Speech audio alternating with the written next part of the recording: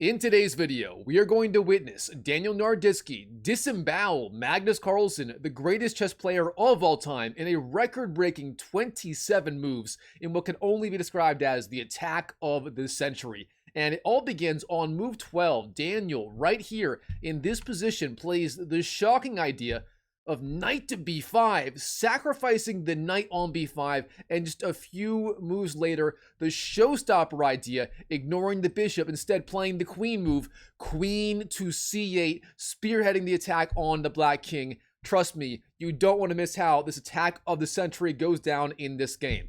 Alright, in the game here, Daniel playing as white opens 1e4, best by test, and Magnus does go 1c5. Then we have knight f3, d6, and then d4, the open Sicilian. Black takes, white takes back, knight f6, knight c3.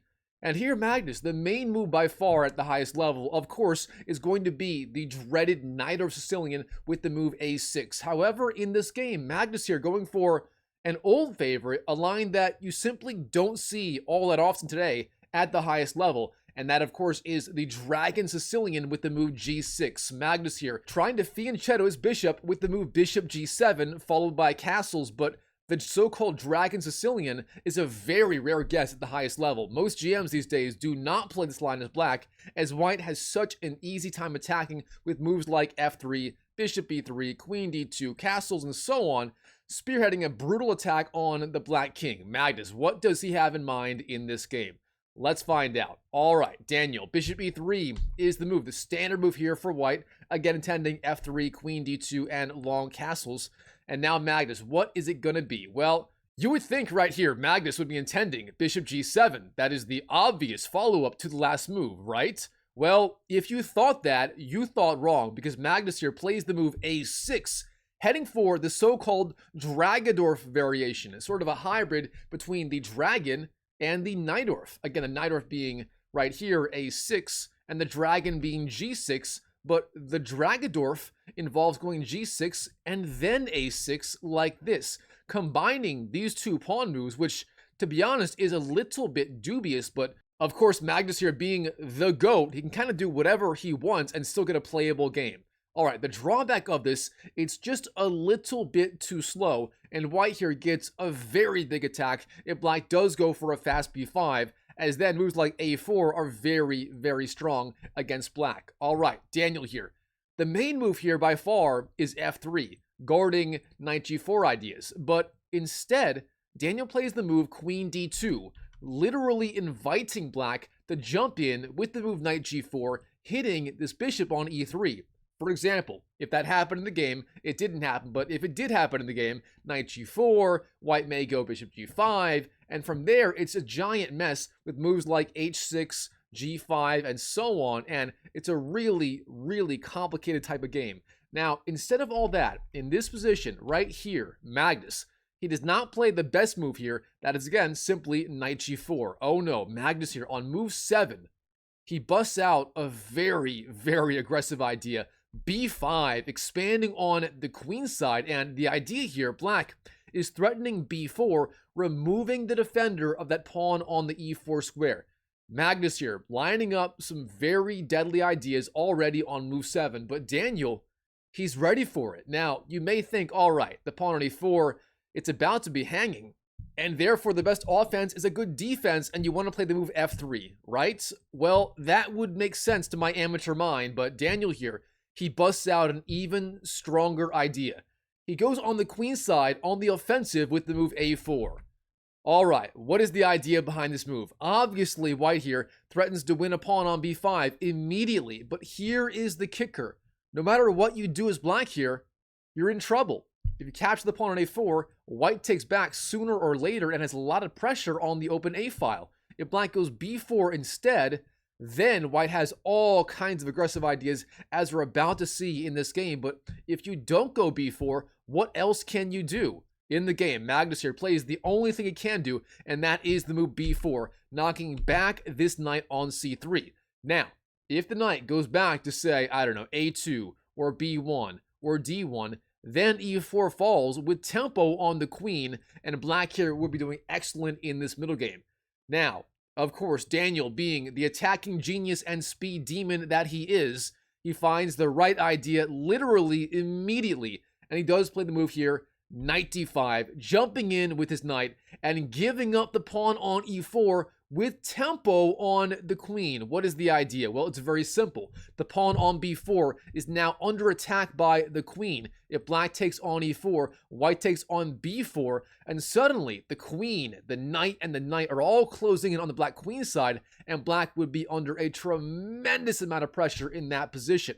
Now, black here, what can he do? Well, let's go through all the options one by one. If black takes on d5, white takes back like this, and white has a brilliant attacking position. The pawn on b4 is super, super weak, and beyond that, white can castle queen side, he can castle king side. Whatever he wants to do, white here is doing fantastic. Now, instead, again, if black takes on e4, like this, knight takes e4, then again, queen takes b4 is super, super strong, and white here, with these pieces, the queen, the knights, the knight, and the bishop, white's threats are just too much, and black would be in so much trouble. For example here, if black were to go, say, bishop g7, in response to that, the best move here for white, believe it or not, is going to be the insane idea of knight b5, giving up the knight on b5 to spearhead the attack and infiltrate on c7 like this. Now, going back on move 9, again,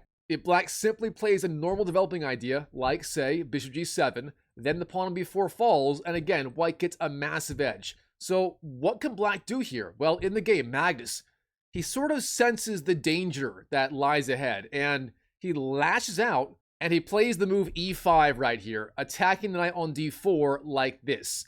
Now, this move, it turns out, is a massive blunder, and leave it to Daniel to find the most precise way to punish black right here, right now, for this inaccuracy. And if you like puzzles, pause the video and try to find the right follow-up. Daniel here, of course, he trades on f6 first, knight takes, then queen takes, and then the follow-up idea, bishop g5, hits the queen before black can take on d4, as obviously that would lose the queen on f6. Now the queen, it's got to go somewhere. Where can you go with this piece?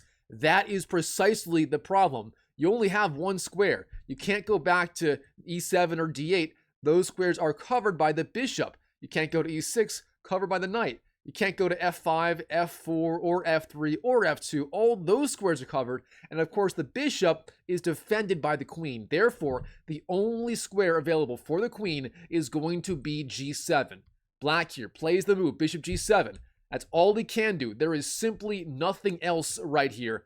And in this position, Daniel Naroditsky, he busts out a truly, truly absurd idea, which is so, so strong, and simply leaves Magnus Carlsen completely speechless in this game. All right, here, Daniel. I mean, obviously, your knight on d4 is under attack. You can go back to, say, b3 or f3. Those are fine moves. There's nothing wrong with that. But instead, Daniel finds an incredible idea to, again, launch the attack on the black king. If you like puzzles, pause the video right now and find this move right here. And of course, the move for Daniel is knight to b5, jumping in, the brilliant knight sack. And yes, Chess YouTube, this is a pure knight sack. Don't even try to argue that one with me. Daniel giving up the piece on b5. What is the idea? Black here, he trades on b5, but real fast, if you don't do that, I mean, you are in so much trouble. White here, threatening knight c7 check, hitting the rook and the king. If you attack the bishop with, say, f6, white trades and then jumps in anyway, again with the deadly fork. And this position right here is so bad for black. The computer already says king d7 is one of the best moves, guarding c7 with the king. That is how dire things are for Magnus right here on move 12 in this game. All right, in the game, Magnus, he does take the knight. A takes b5. That is perhaps the best move here. Now, Daniel, does he take the pawn on b5 and deliver the check? The answer is no. Instead of that, he finds a much stronger idea, the intermediate move. That is the move queen d5, flying in with the queen and pressuring the rook. And now, look at this. How can you defend this rook? What can you do? I mean, if you go to a6, bishop takes b5, hits the rook and the king with check. The only two squares are a7 and a5, but both those squares have their own drawbacks. On a5, the rook is way out of the game, and on a7, the rook is actually pretty vulnerable to attacks. In the game, Magnus here, he does play rook to a7. That is perhaps the best move, intending potentially bishop b7 with the attack on the queen. Magnus trying to find some way to coordinate his pieces and launch some counter pressure against the white position. Now here, Daniel, bishop takes b5 is the move, winning the free pawn. Black, what can he do? Here, Magnus, he blocks the attack, bishop d7, which looks logical, but trust me, it's not that simple, but there wasn't anything else. For example, if knight d7, the move queen c6 threatening the bishop is simply unstoppable. And if, say, rook d7, you give up the exchange, that's also not a good idea. Instead, right here, bishop d7 is the move blocking the attack, the logical idea. But here, Daniel, queen to c4. He doesn't trade on d7. Oh no, he retreats the queen. Eyes the c8 square, threatening queen to c8 check, as the queen would not be able to be taken, as the bishop on d7 would be pinned to the king on the e8 square. Magnus, how do you want to deal with this pressure? It is not easy. Here, the computer already says giving up an entire piece might be the best defense. The best move here, according to Stockfish, is the move knight c6, although bishop c6 is also pretty good here for black overall. Instead, in the game, black here plays the move f6, the good old-fashioned Ben Feingold counterattack, trying to limit the scope of this bishop. But here, Daniel, he is not concerned. Oh no, he ignores the bishop on g5 right here, and instead plays the ultra strong, ultra flashy, and diabolical idea of queen to c8, flying in with the queen, hitting the king on the e8 square, and of course the queen cannot be taken, as the bishop on d7 is pinned by the other bishop to the king on the e8 square. Black's under check. He's got to move the king, and to make things even worse, that knight on b8 right now is hanging. Daniel winning back the piece by force with the attack. This is not looking good for Magnus. All right, Magnus here.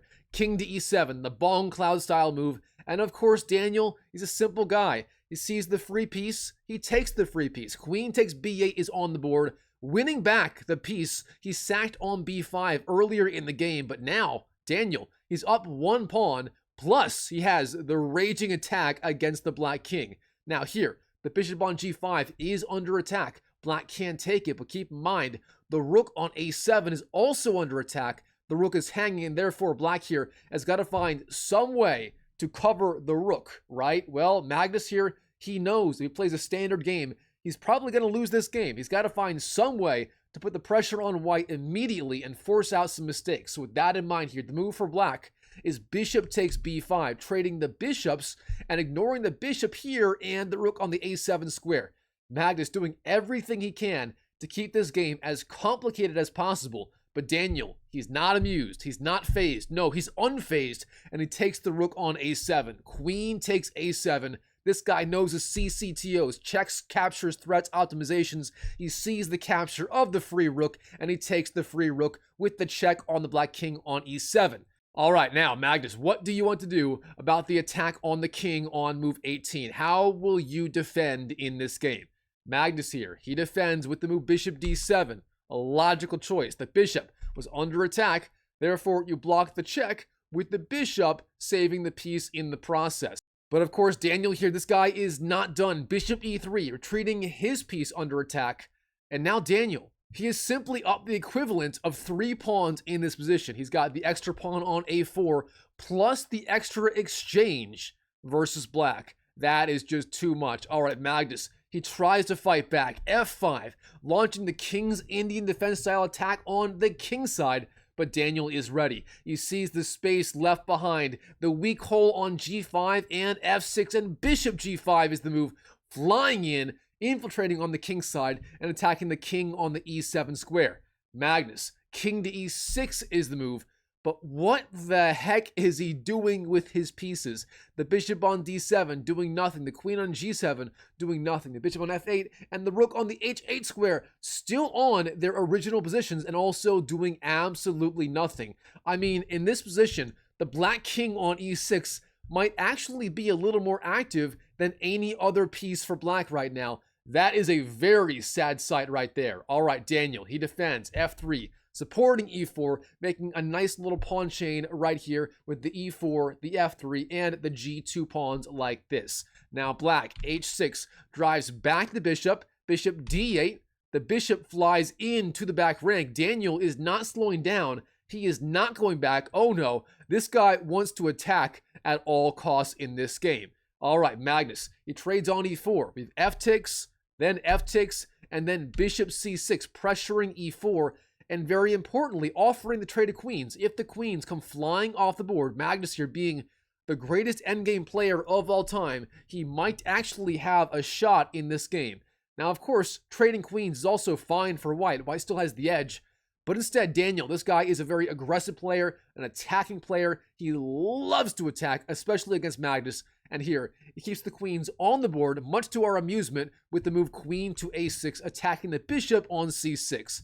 All right, Magnus, what do you want to do right here? What is the right response? Of course, your king on e6 is still the biggest problem with your position. At some point, you've got to find something to do with your king there. You simply can't leave the king on e6 with the queen still on the board and expect to win the game. Magnus, what do you have in mind? Well, here, Magnus, once again, he offers the queen trade. Queen to b7 is the move, flying over, offering to trade queens, which does make some sense. There were alternatives like, say, bishop to b7 or taking on e4, but instead in the game, queen to b7 was played. Now, Daniel, again, this guy loves the queens. He loves to attack, and queen c4 is the move, sliding back, hitting the king on e6, and now where does the king want to go? King d7 is the move, attacking the bishop on d8. Now here, bishop f6 the move, the strongest move, attacking the weak rook on h8. And here is the big problem. This rook has almost nowhere to go. If you go rook to h7, the winning move for white is queen to g8, and the rook is trapped.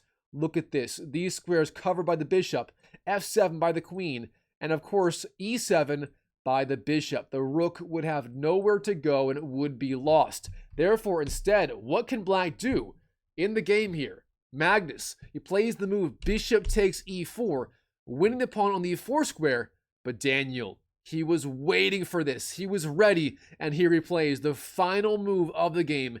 That is simply queen to f7 check, hitting the king, and this is why this is game over on the spot. If black blocks the attack, obviously, you take the bishop. That is not an option. Instead, if you move the king to, say, c8 or c6, immediately the response is trading queens and winning the rook on the h8 square, and Daniel would be up 1 exchange, 2 exchange, plus the bishop. 2 exchanges plus the bishop, that is too much even for Magnus to come back from. Even this guy will not play on in those circumstances, and therefore, right back here on move 27, Magnus here, he resigns on the spot to Daniel, and his 27 move shocker game, which just might be the attacking game of the century. Alright guys, that is all for today. If you enjoyed the video, please smash that like button, comment down below. Whatever you want to say is great. And by the way, real fast, if you are trying to get better at online chess and you're just not making the progress you want, I do have a free online chess academy. It's Dr. Mike's Chess Academy. Links down below in the pinned comment and the description. Also right there, drmikechess.com. If you want to get better at online chess fast, like freakishly fast, go to drmikechess.com. I'll see you there. And I will see you in the next video.